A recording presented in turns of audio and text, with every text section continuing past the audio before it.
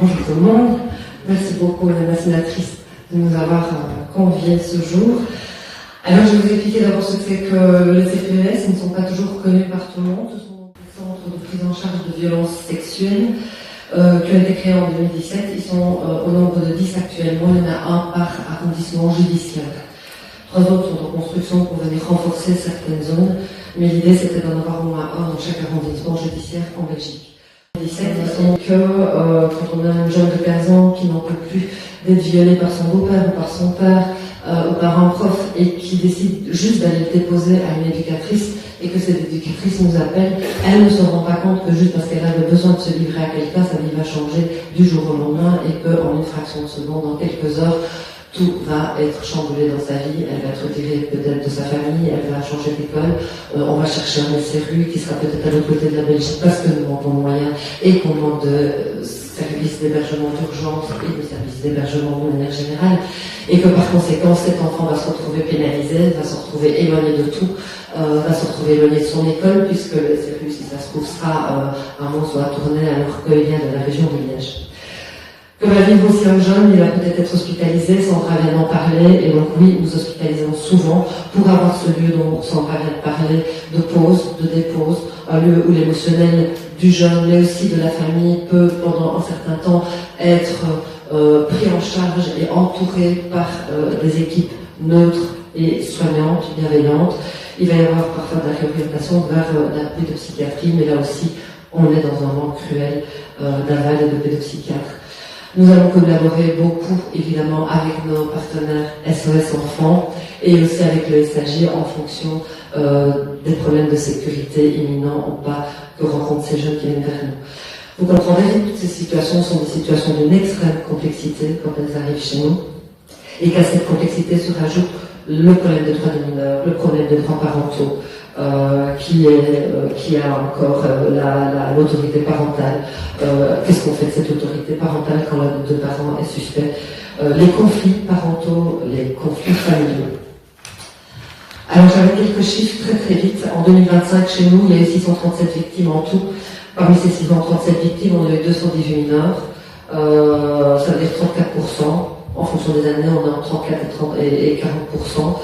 Parmi ces 34% de mineurs qui sont venus chez nous, 34% d'entre eux avaient été agressés par un membre de la famille et 38% d'entre eux avaient été agressés par une connaissance.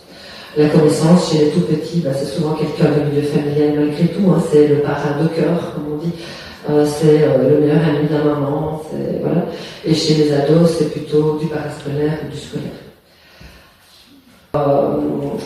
Et des études aussi pour évaluer le trajet de vie de ces jeunes qui du jour au lendemain vont basculer au moment où ils vont révéler les faits dont ils sont victimes et qui vont être placés dans des familles d'accueil, dans des centres, et de voir ce qu'ils deviennent, que deviennent-ils et comment fonctionne finalement. On a beaucoup de moyens en Belgique, en fait. On a de belles structures, on a de belles équipes, mais comme on l'a dit précédemment, on manque de moyens par rapport à l'ampleur du problème. L'ampleur du problème, ce n'est pas nécessairement partout qu'il augmente, c'est que comme la parole s'est libérée, forcément, il y a aussi quand même plus de choses qui se disent et plus d'arrivées de victimes vers nous. Et tant mieux que toutes les victimes viennent. Ça, c'est important. Mais donc, je pense qu'il faut une étude prospective pour pouvoir suivre le trajet de ces jeunes et voir ce qu'on doit améliorer et comment. À partir de là, il faut travailler sur l'amont. On a parlé des phrases tout à l'heure. Je pense que les phrases, c'est bien, il faut consolider, mais il faut élargir et travailler sur la culture. L'avenir de demain, ce sont les enfants. Et donc, dans les écoles maternelles, dans les écoles primaires, on a quoi? On a les adultes sains de demain et on a les futurs agresseurs parce qu'on a déjà les victimes d'aujourd'hui. Et donc, je pense que c'est à ce moment-là qu'il faut travailler pour pouvoir apprendre aux enfants ce qui est bon, ce qui n'est pas bon, pour pouvoir leur apprendre la culture du consentement, la culture de la dignité, du respect, et leur apprendre aussi la culture de la parole. En aval, il faudra améliorer dans une vision holistique les structures d'accueil. Je viens d'en parler de tout ce problème, de ce manque de structures d'accueil.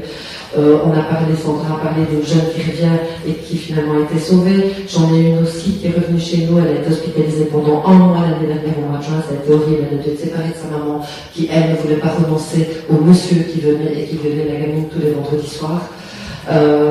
Cette gamine a été hospitalisée tout le mois de juin l'année dernière, il faisait beau, il faisait chaud, tout le monde était à l'école, tout le monde passait ses examens, elle pas.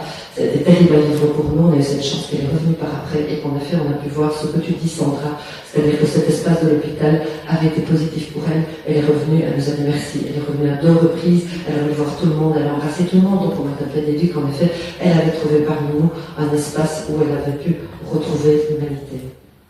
Mais à côté de ça, au CPES, on voit aussi arriver des jeunes filles de 14 ans, de 15 ans, de 16 ans, qui vivent les placements, les hébergements depuis qu'elles ont 7-8 ans, et qui sont dans des réseaux de prostitution, et qui sont en fugue permanente, qui rencontrent des gens qui les droguent, qui les violent, elles reviennent 1 fois, 2 fois, 3 fois, 4 fois.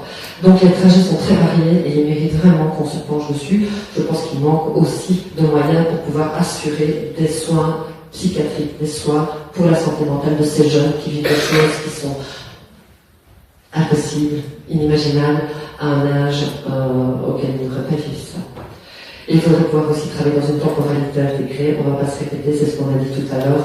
Malheureusement, tous les secteurs sont tellement saturés que quand un enfant vient chez nous, quand un jeune vient chez nous, on se rend compte parfois que les structures d'aval qui doivent prendre en charge la famille sont disponibles 6 mois après, 1 an après, et que forcément pendant ce temps-là, les choses ne bougent pas pour le jeune. Il faut aussi, et on l'a dit, je pense que c'est vous, renforcer la formation des professionnels de l'aval et de l'amont. Je n'hésite pas parce qu'à nouveau, il ne s'agit pas de faire des reproches à quiconque, il n'y a pas de reproche à avoir, il n'y a pas de formation.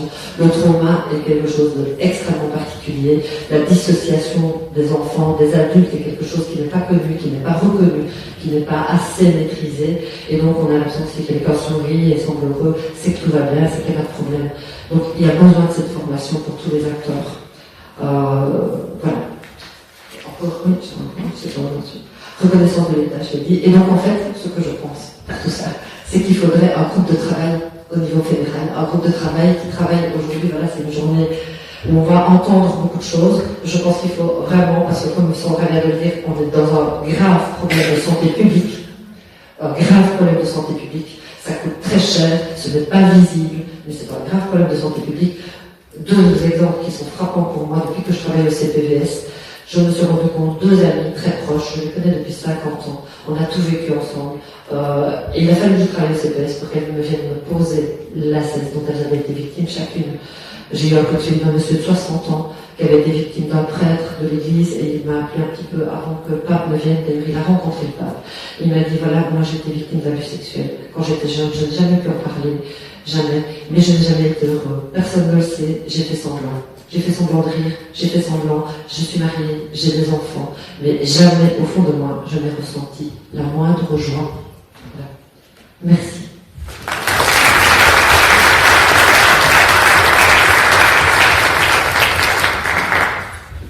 Merci beaucoup pour